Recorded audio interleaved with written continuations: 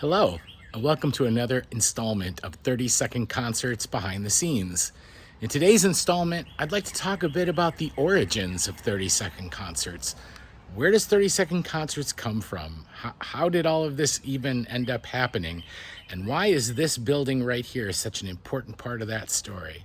Stay tuned and I'll tell you all about it. This is the Pool House, the birthplace of 30-second concerts. Originally, 30-second concerts was known as the Pool House Sessions, hence the Pool House. I am a classically trained musician. I spent close to 20 years playing the French horn in symphony orchestras in various places around the world. And at 37, burned out and walked away from music completely and had not played a note in close to 22 years when 30-second concerts was born. At the start of the pandemic, I had several friends online making videos of themselves playing duets, trios, quartets, friends from the college years. Most specifically, I want to mention Dinah Betts-Weimer, whose clarinet quartets inspired me to try and do something myself to fill my time and to have a creative outlet. And so I got on Amazon. I bought a $25 wooden recorder because I decided wood would be better than plastic, even if it was terrible. I downloaded the Acapella app, which I still use to this day, and I started making videos of me playing music of whatever I could find. The first piece that I ever recorded when I began 30-second concerts was a thing called Portuguese Dance, and here's a little snippet of the very first 30-second concert / Pool House sessions.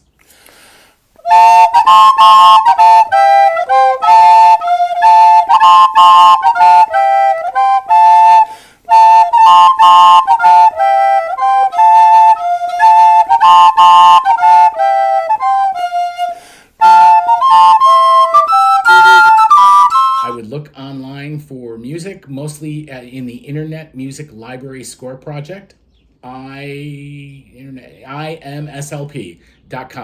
If you do not know this, it's an amazing source of classical music, sheet music. So I was doing this for about, maybe 100 concerts. At this point, I was making a concert every single day and posting these on Facebook. And I ran out of material. I couldn't find things any longer. And I decided I needed to find some sort of arranging software. And luckily, I had arranging experience from my years as a professional. So I downloaded this application called Flat.io, and I write all of my arrangements in there. And as I began to start writing arrangements, my excitement for the project started to grow more. Early on, one of my first arrangements that I wrote was a thing called Taste of Honey. And what's interesting about Taste of Honey is that it starts with a little percussion. So I went and I found a plastic bin, the same plastic bin I'm still using to this day, to add that little bit of percussion up front.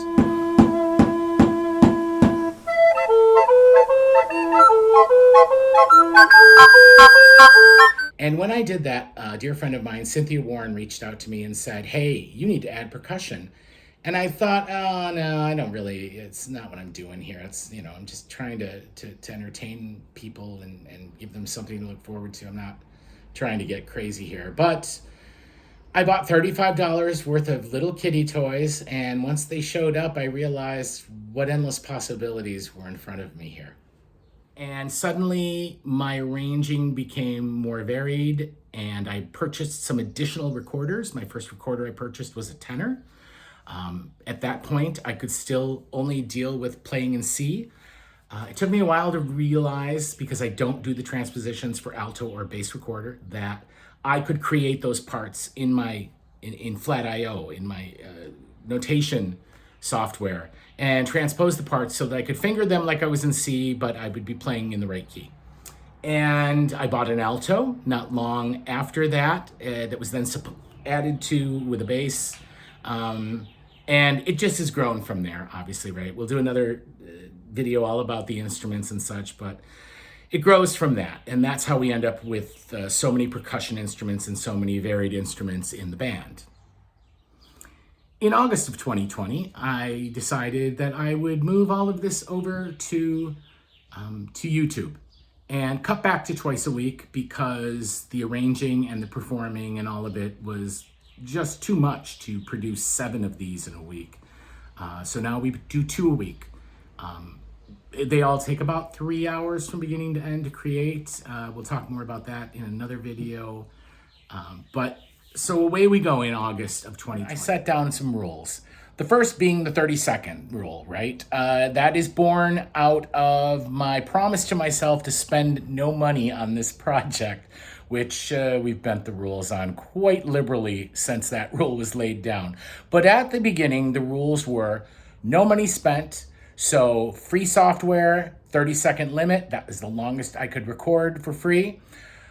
All music sources would also be free, things I could just readily find on the internet. And when a video was produced, the whole idea was to do 2 things: to show the possibilities of these children's instruments and to try to bring 30 seconds of happiness into people's lives at a difficult time.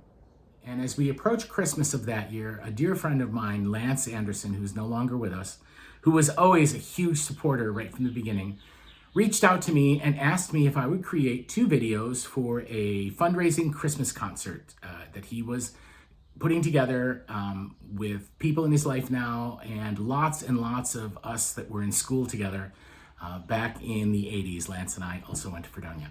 And Lance said to me, "Oh, do you have maybe a festive backdrop or something you could put behind yourself? Because up until now, what you were getting is this as a backdrop." And so I dug out an old Christmas backdrop thing that my parents had that I now own, and I recorded 2 videos. And one of them was Sleigh Ride, and the other was the March from the Nutcracker. And for the March from the Nutcracker, I bought an outfit. I bought a little hat. I put on a white tuxedo shirt and a black tie. And for the other one, I got a Santa hat and I put on a black and red coat, and I sent these off. And the reaction that I got to these was remarkable. And I realized in that moment that there were other possibilities here, more than just the music. There were artistic possibilities, visually, sartorially, etc. And so the madness that now is the wigs and the backdrops and the costumes of 30-second concerts were born, all because of Lance's encouragement and urgings.